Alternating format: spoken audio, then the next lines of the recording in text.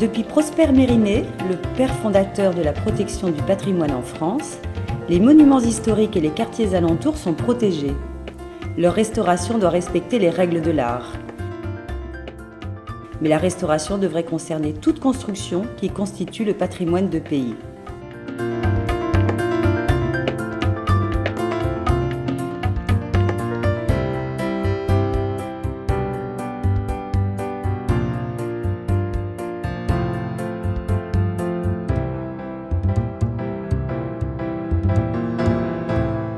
Nous sommes dans la Maison des Têtes, donc un bâtiment du XVIe construit par un professeur d'université de Valence de l'époque, et qui est le siège du service départemental de l'architecture et du patrimoine dont j'ai la charge. Donc je suis Éric Fanière, architecte des bâtiments de France, responsable de ce service, et nous sommes passionnés par tout ce qui est restauration, usage des matériaux anciens, dont la pierre et la chaux au premier chef. Aujourd'hui, il y a 60% du marché du BTP qui est consacré à la réhabilitation ou à la restauration.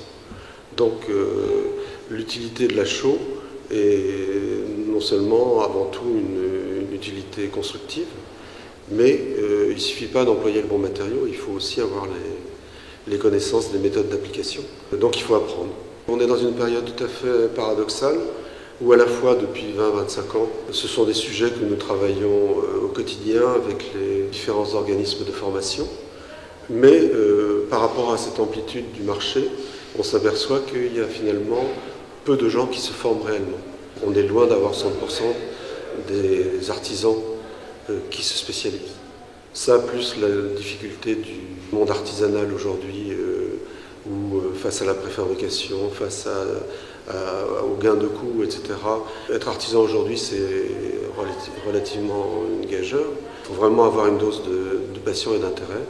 Ça va avec une sérieuse dose aussi de formation, y compris de culture générale, puisque les artisans, finalement, décident beaucoup de choses et la qualité de ce qui est réalisé dépend de leur savoir-faire. Il ne suffit pas de prescrire, il faut savoir ce que ça va donner exactement. Et c'est cet aller-retour de la connaissance entre la théorie et la pratique qui est absolument important. D'ailleurs, je conseille à tous les architectes qui s'intéressent à ces sujets-là de faire des stages, de façon à avoir eux-mêmes mis la main à la pâte, de façon à savoir de quoi ils parlent quand ils font des prescriptions.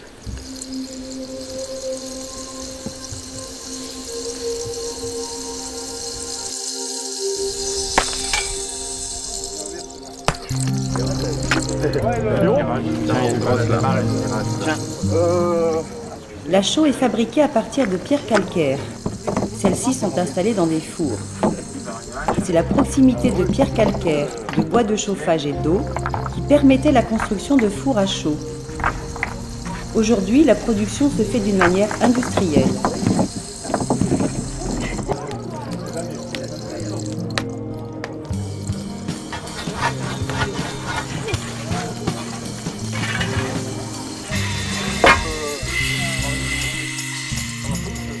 Après cuisson entre 900 et 1000 degrés, la chaux est éteinte avec de l'eau.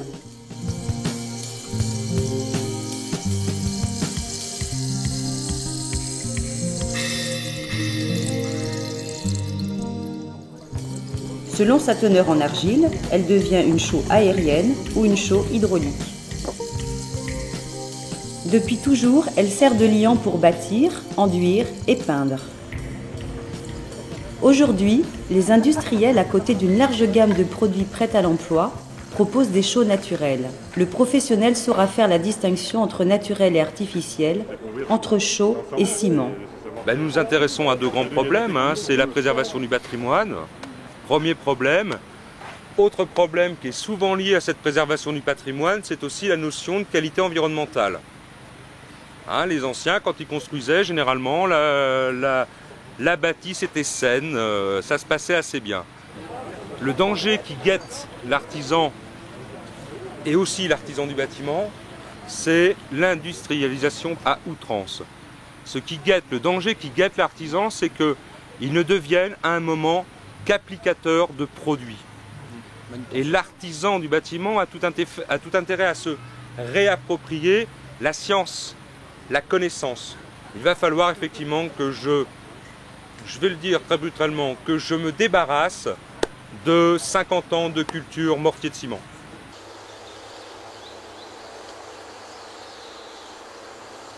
Les prescripteurs n'osaient pas prescrire de la chaux parce qu'ils ne savaient pas s'il y avait des artisans qui étaient capables de le faire. Et des artisans qui savaient le faire peut-être se vendaient pas assez auprès des prescripteurs pour leur dire nous on sait faire, prescrivez de la chaux. Donc c'est pour ça qu'en travaillant avec les architectes et les prescripteurs, on arrive à avoir peut-être une communication meilleure et ça va nous permettre de travailler ensemble et de pouvoir represcrire la chaux, ce qui peut-être fera avancer les choses.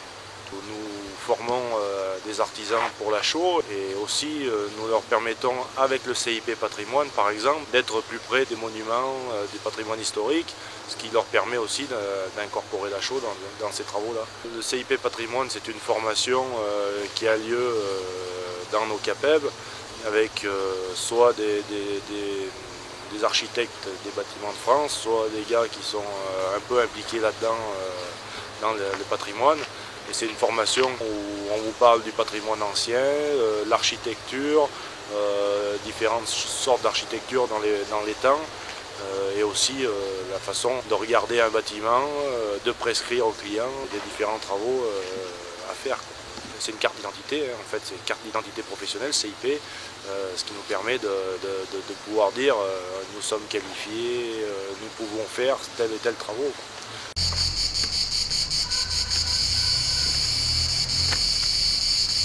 Certains maçons ont toujours travaillé avec des matériaux traditionnels. Avant, il y a 11 ans, le sol, donc le sol avait resté ce niveau-là. On avait caissé 2 mètres à peu près. Donc nous avons descendu tous les murs. On a recaillé les murs. On a repris un petit peu les voûtes. On a repris le sol en pierre, aussi avec les roches. Le pilier donc, a été descendu. Puis on a restauré la partie du fond. La chaux, bon, c'est un matériau qui est très ancien, hein, puisqu'on le retrouve utilisé par les Chinois, les Égyptiens, les Romains, entre autres, les Grecs. Et puis en plus, il y a la particularité de laisser respirer le bâti, les murs, puisque bon, l'hydrométrie, elle rentre, elle sort, en fonction en hiver, on a tendance à conserver la chaleur, en été, elle restitue de la fraîcheur. Puisque ça fait, c'est un isolant par lui-même. Hein. Enfin, dans un bâtiment tel que celui-ci, qui est quand même déjà plusieurs siècles, c'est une hérésie d'employer du ciment. Nos anciens, ils ont employé des matériaux, sable. Le sable, il était sur place. Hein. La chaux, il y avait des fours à chaux qui étaient pas loin non plus. Hein. Les galets, donc c'est les galets qu'on voit autour, c'est les galets des vignes. Hein. On n'a fait que pérenniser ce qu'ils ont fait.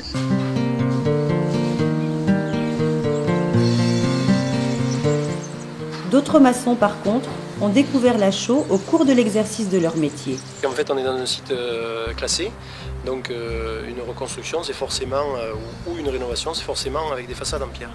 Il n'y a pas d'enduit au ciment dans tout le village. Tous les murs extérieurs sont forcément en pierre.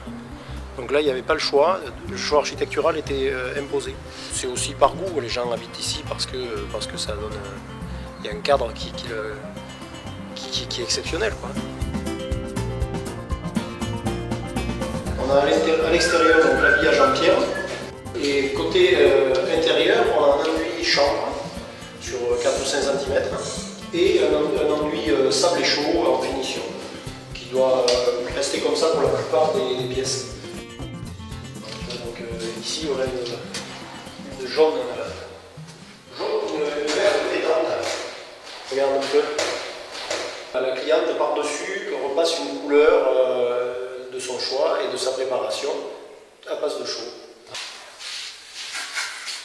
Sur cette terrasse, on est en train de faire une chape à la chaux qui va servir d'étanchéité. Sur cette chape-là, il n'y aura pas de goudron, il n'y aura pas de produits autres. La seule étanchéité est assurée par la chape en chaux hydraulique. Alors, pour obtenir ça, on mélange la chaux avec de la ponce et de la silice. On réalise là une chape qui va faire 60 mètres carrés. Il n'y aura aucun joint de dilatation, ni périphérique, ni de fraction. Là, on est un petit peu entre guillemets hors DTU, et c'est pour ça aussi qu'on fait ce type d'essai. Ceci dit, le risque est très petit parce qu'on sait déjà que notre chape est étanche. Donc là, on réalise la dernière couche TNT qui est finie, mais on sait déjà la première couche qu'on a mis amenait déjà l'étanchéité. Voilà. Mais ça, c'est ce que l'on redécouvre, parce que ça se fait dans les pays du Maghreb, ça se fait en Italie, encore ça se fait dans des pays de l'Est. Nous, chez nous en France, il y avait longtemps qu'on avait arrêté ce genre de choses.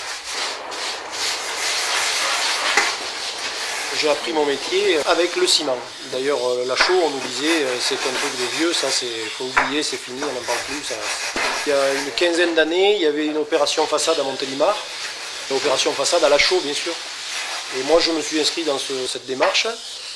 Alors au début, on faisait beaucoup de mortiers bâtards parce qu'on avait tous, malgré tout, un peu peur de cette chaux qu'on ne connaissait pas, de ces mélanges, de ces réactions, de tout ça, on ne savait pas.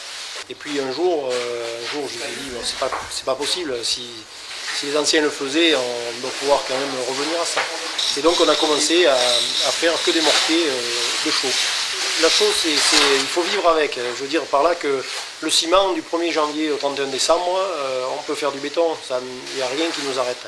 La chaux, on est obligé de vivre avec elle, d'anticiper ses réactions par rapport donc, au support, par rapport au temps, par rapport à ses dosages, par rapport au mélange avec lequel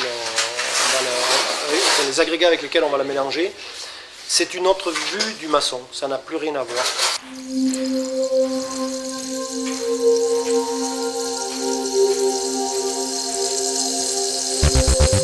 On ne devient pas professionnel d'un coup de baguette magique.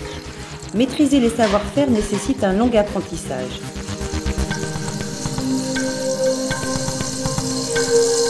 Bon, ici, ils apprennent tout ce qui concerne la restauration du patrimoine bâti. Ça va des systèmes constructifs, moulures, enduits de décoration, les stucs, sgraffito, peinture minérale à la chaux, et après tout ce qui est décor. On va jusqu'à la fresque, décor en fresco.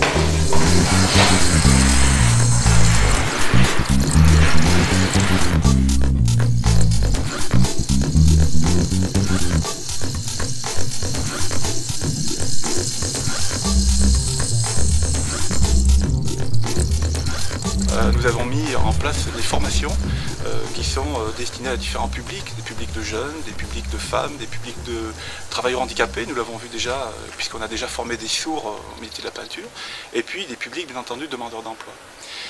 Alors notre réponse formation a été donc de deux types. Ce sont des parcours de 700 heures environ, dont 280 heures en entreprise, donc si vous voulez ça fait entre 5 mois en centre au Greta et puis 2 mois en entreprise. Et l'objectif de la formation c'est d'en faire des peintres décorateurs du patrimoine.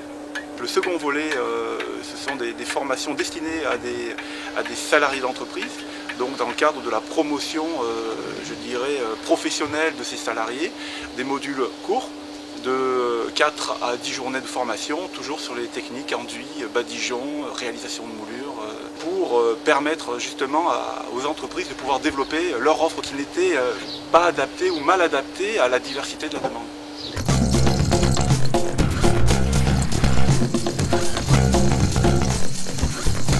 Éventuellement dessus une petite prise avec, on verra si ça s'harmonise. J'aimerais bien récupérer son dessin qu'il a fait.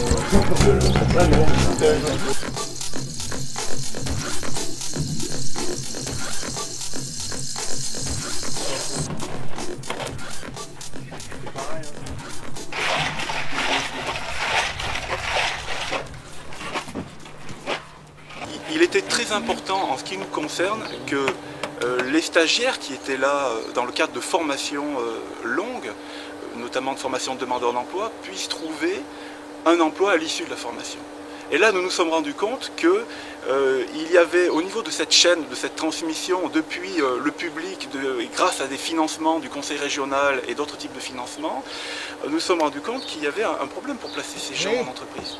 Et donc toute la synergie développée par Ressac, et là l'objectif est véritablement de créer un pont, de créer des liens entre tous les acteurs et les décideurs du patrimoine, depuis nos publics qui ont besoin d'être impliqués au niveau de leur intégration professionnelle, jusqu'aux particuliers qui est en attente d'avoir un conseil judicieux pour valoriser son bâti.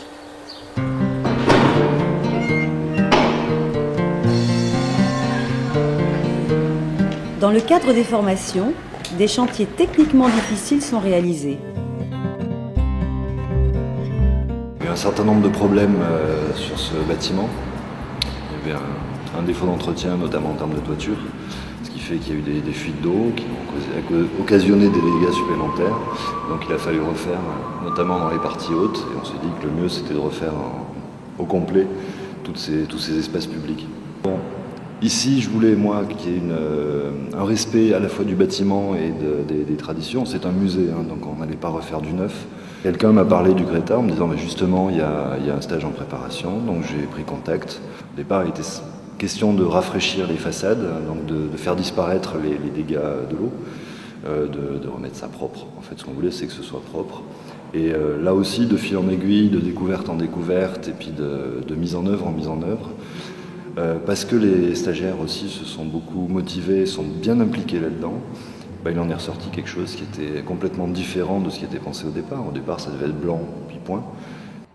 Ce couloir était auparavant ou anciennement une rue. Le conservateur avait le souci de garder cet état d'esprit de rue ou de ruelle, d'où d'ailleurs c'est un peu ces lampadaires. Et puis les sous-bassements. C'est un faux appareillage, c'est une création, c'était une proposition de projet. Il n'y avait pas d'existence à l'origine. Et c'était pour faire la bordure des murs. C'est un travail de pigmentation avec de l'ocre jaune et puis de l'oxyde noir pour le filet. Sous les anciennes peintures, on a retrouvé ce faux appareillage. Et puis il y a aussi cette frise qui est aussi une frise qui avait été découverte dessous les anciennes peintures. Il y a un immense et monstrueux câble EDF qui cassait toute cette ambiance. On en est abouti à faire le choix avec le conservateur de faire une corniche imitation fausse pierre. La création d'une frise, donc un pochoir, recherche de couleurs. Et là, le dessin représentait des arches. Et le blanc, ce sont les traits d'appareillage de pierre. Donc c'est le pochoir qui a été retenu. Le plus gros, c'était gratter tout ce qui était peinture ancienne. Donc ensuite, reniveler le mur avec de la silice très, très fine, du sable très fin. Passer le badigeon pour retrouver la couleur blanche. Et ensuite tout ce qui est décor avec à l'aide de pochoirs, 2 pochoirs en tout pour tout ce qui est frise et tracer les filets à la règle et peint au pinceau. Donc voilà.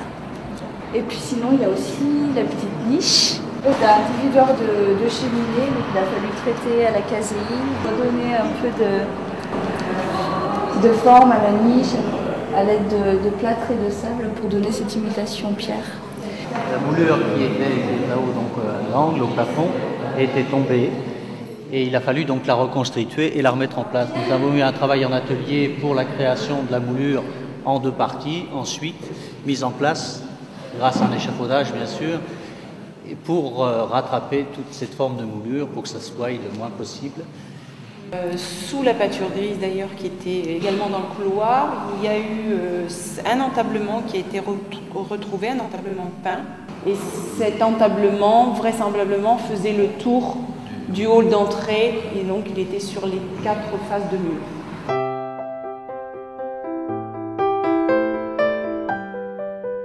C'était bien parce qu'on a découvert plein de choses, il y avait tout. On est parti de la construction, l'enduit, le badigeon basique, la coloration, les peintures, des parties de décor, créer des parties de décor. Tout ce qui est mot des natures moulues, on a quasiment fait tout, presque tout.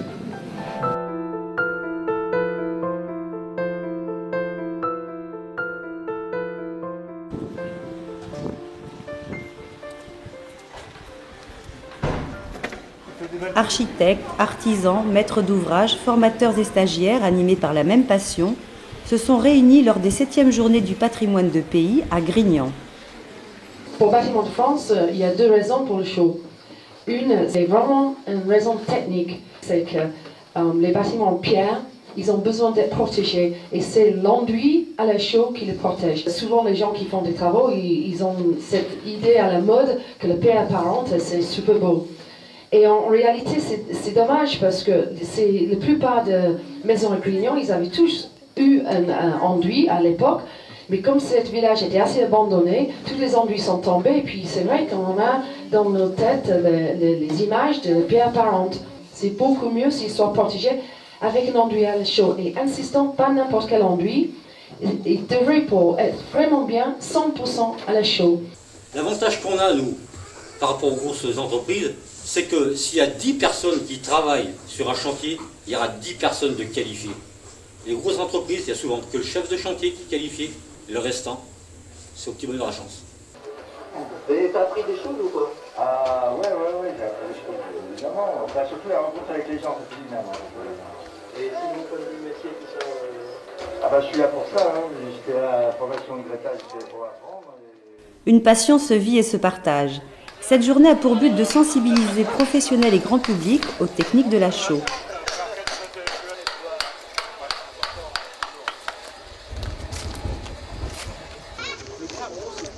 Le carreau, c'est un plat très chaud avec de la ponce. Voilà. Donc le secret de la dureté de ce carreau, c'est avant tout le fait de mettre très peu d'eau. Il faut de l'eau pour que les liants fondent, sinon on ne peut pas l'installer, mais on a du mal à l'installer dans le moule. On est obligé de l'envoyer avec force, et avec le platoir italien, on le fait transpirer. Mais au départ, il est presque imbougeable. C'est le secret des staffeurs. Hein.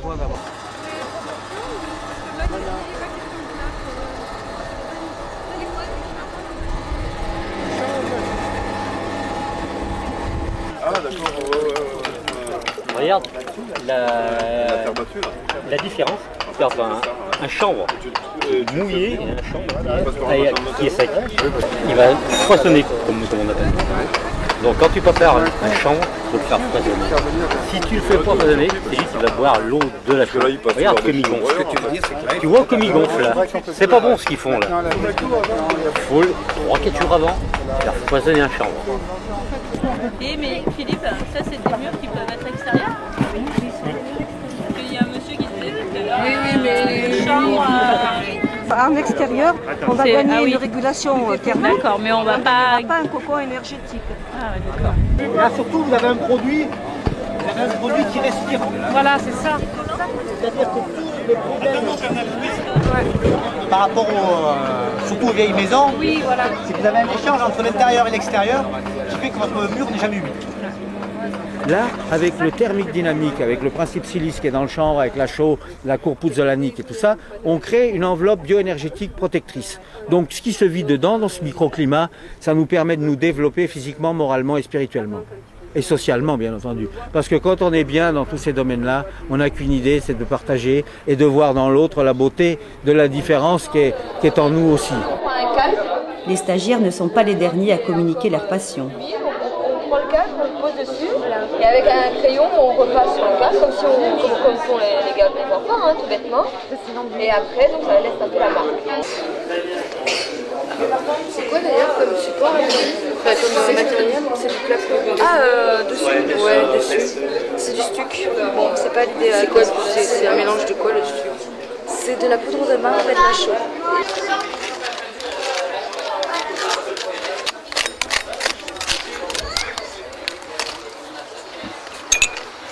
Ici on a sur Valence. Vous avez eu l'occasion d'aller sur Valence, vous irez vers Utopia là. Quand on pratique, on peut arriver déjà à savoir quel est le pigment qui est utilisé. Ça c'est déjà un point important. Parce que j'ai quand même des projets d'avenir à assez long terme au niveau du bâtiment, donc la restauration tout ce qui est de la restauration du patrimoine bâti, la réhabilitation du patrimoine, tout ce que j'ai pu suivre donc au niveau du Greta.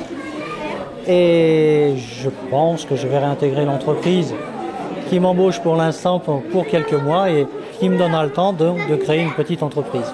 Moi je connaissais des matériaux tels que le ciment, tels que le zinc, tels que les agglos, tels que les briques, mais l'approche de la chaux et de tout ce que l'on pouvait en faire m'a ouvert des horizons totalement différents. Et sur le plan humain, ça te donne la pêche? Oh, totalement, totalement. Des journées comme celle-ci, en plus, avec la rencontre d'un tas de gens, des professionnels qui sont là dans le métier depuis X années, des débutants, et puis en plus, une clientèle potentielle qui est là et qui pose des questions. Ah oui, il me donne une pêche totale. Moi, au départ, en fait, j'avais aucune expérience dans tout ce qui était bâtiment, même décoration, à part chez moi, un petit peu comme ci, comme ça, quoi.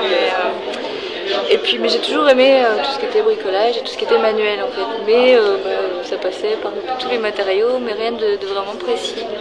Et un jour, j'ai visité les ateliers et vraiment, ça m'a... Ah oui, c'est en visitant les ateliers. Ça, je me suis rendu compte de tout ce qu'on peut faire. Puis avec des matériaux nobles, quoi. Enfin, vraiment. Puis c'était à ma portée. C'est pas de la taille de pierre, c'est pas de la sculpture, c'est vraiment dans la matière.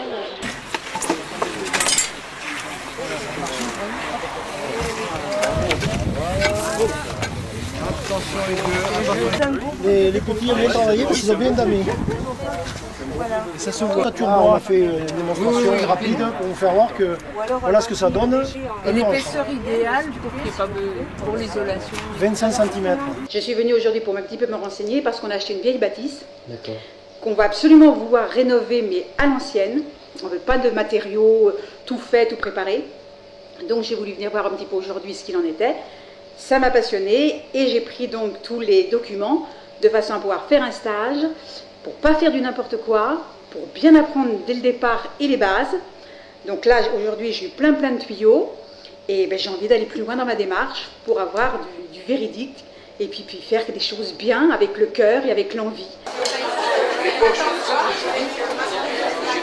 Là, vous allez obtenir des pastels. Et la chaux, tu vois, faut vraiment bien la diluer. Ce qui est intéressant là-dedans après, c'est que si tu joues après avec le blanc de la chaux, tu peux jouer sur un dégradé encore plus prononcé. J'aurais vu qu'il me manquerait quelque chose, mais Le maçon qui utilise la chaux naturelle détient un savoir complexe qui allie connaissances techniques et sens artistique. On a choisi de faire un enduit 3 couches, 2 couches à la chaux hydraulique et une couche à l'aérienne qui est peinte à fresque. Donc voilà. On a un regentoyage entre les pierres et puis un gopti pour favoriser l'accroche. Donc le gopti, c'est chaux hydraulique dosé à 1 pour 1, 1 pour 2 avec un sable 0,4, regentoyage également, 1 pour 2, sable 0,4. Et ensuite on a une couche de dressage légèrement moins dosée, 1 pour 2, 1 pour 2,5. On commence à introduire un sable plus fin dans la deuxième couche. On garde encore du 0,3. On met des calicots sur les anciennes fissures, des calicots en toile de vie. Donc la deuxième couche, ça donne un résultat gris à peu près lisse. Et puis en troisième couche, on a une couche donc à la chaux aérienne avec granulométrie 0,1 à peu près, peint à fresque. Donc on passe la couche et le matin et puis dans l'après-midi, on va passer la couleur de fond, tracer les motifs.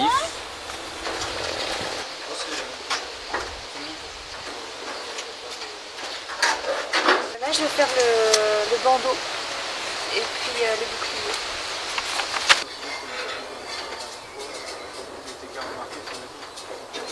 J'ai pu voir 3 chantiers depuis la fin de ma formation. Tu as fait quoi comme chantier? De l'enduit, principalement. Enduit à la chaux, en intérieur, enduit terre aussi, en intérieur. Donc. Et puis là, la façade. Et là, depuis combien de temps tu travailles sur ce chantier? Ça va faire la 2e semaine. Et tu as fait quoi là, ici? L'enduit à la chaux et puis les peintures. Donc là, on a choisi de recréer à l'identique les chaînes d'angle. Donc on a retrouvé quelques traces avant de déposer l'enduit. Et puis on a relevé soigneusement le système de tracé, qui est un système de tracé savoyard avec 2 losanges qu'on voit pour calculer la perspective, qui est une perspective cavalière. Et on appelle ça comment? Sinopia. Sinopia. Quand on fait un personnage, ça permet à l'artiste de se mettre le personnage bien en tête, et comme ça il va le faire une première fois sur son carton, puis il va refaire son carton, et ensuite il fait un poncif, donc il le refait encore une fois, on le fait là-dessus, on le fait une 4e fois, et quand on met l'enduit, le motif on l'a en tête. Et alors là, ça va très vite. Ça c'est un décor qu'on a choisi de rajouter avec le client. Alors c'est le même principe de réalisation, c'est-à-dire que pour les bandes de tissu qui pendent, on a un poncif, on vient repasser au pinceau, donc toujours à fresque, dans les 4 à 6 heures qui suivent la pose de l'enduit. On vient faire le dessin, donc on met des ombres d'un côté, des lumières de l'autre, et puis ça fait apparaître le motif. Et puis pour ce qui est du tissu qui pend, on essaie de reproduire à peu près ce qu'on a.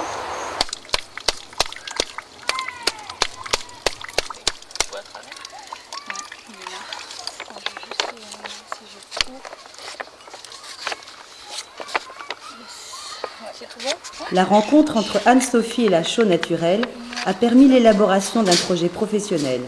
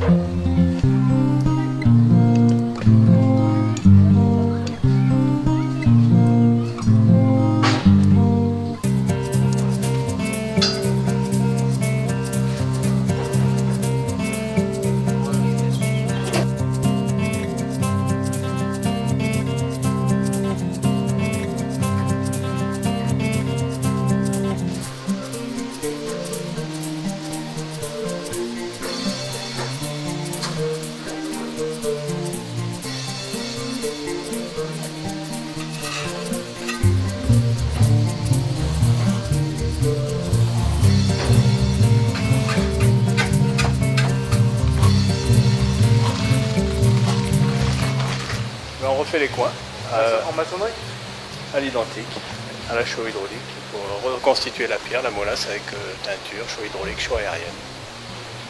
D'accord, on va pas faire de la molasse, on va faire plutôt comme de la molasse. Comme de la molasse, d'accord. Et tu vas arriver à retrouver à peu près les mêmes teintes? Après nous on teinte, on fait des badigeons derrière avec des liants pour que ça tienne des années et des années. Et puis de toute façon la chaux fixera les pigments, on travaille tout au pigment naturel. Donc il va falloir rejointer tout le bâtiment parce que là on a des infiltrations de plus de 2 cm d'épaisseur. C'est dangereux hein, parce que d'abord ça abîme la façade, on a des coulures qui sont moches, hein, on a du blanc partout. Et puis on a des infiltrations d'eau qui se font et on a les moulures qui commencent à être bouffées par l'acidité. Tu as une entreprise et tu peux nous dire d'où tu viens, comment tu as été formé? J'ai la société Artco, donc je suis à Valence et je travaille sur 2 départements, la Drôme et le Vaucluse. Et tu as été formé où? Au Greta de Die. Il y a combien de temps? L'année dernière, j'ai passé mon CAP au mois de juin. Et là, 2003. Voilà, donc tu passes juste de la formation à la... Ah carrément, oui, on y va. Et ton carnet de commandes, il est plein? Ça va, je me plains pas, parce que je travaille 7 jours sur 7 depuis le mois de décembre, donc je me plains pas.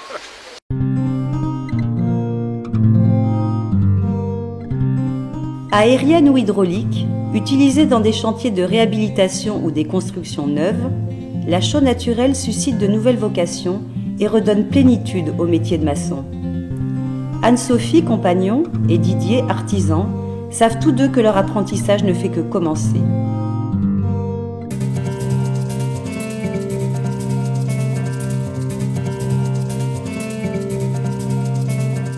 La concrétisation de cette vocation n'aurait pas été possible sans coopération entre professionnels de la restauration du patrimoine bâti et les acteurs de la formation du bâtiment.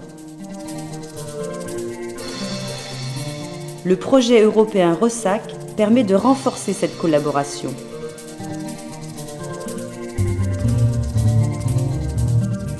La chaux a un long passé, elle devient un matériau d'avenir.